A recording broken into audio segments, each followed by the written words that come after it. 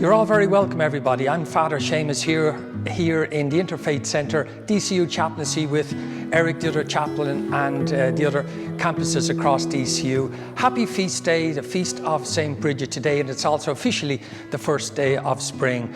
And today, what we've been doing in the Interfaith Centre, we've had a couple of workshops in the morning and afternoon, showing and working with the students on how to make St Brigid's cross. And here's one here, a really nice little one made earlier.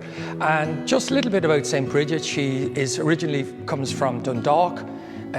She was born in 450 about and died in 525. So she lived about 75 years.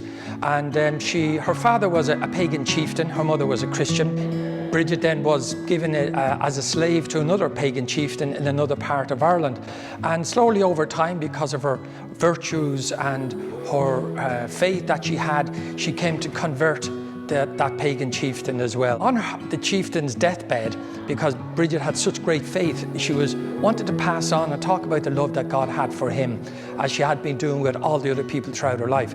And so she was talking about God and his love for her, and she went outside then and cut some rushes and made a cross which symbolized God's love, Jesus dying on the cross for each and every one of us. And that converted that pagan chieftain. And so that's why we had this, and we continued to use this cross, the St. Brigid's cross, as a symbol and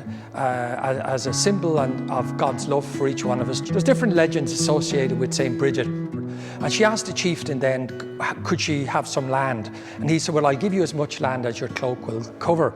So she took off her cloak and she spread it out right across the land, and that cloak kept growing and growing and growing until it covered the whole of County Kildare.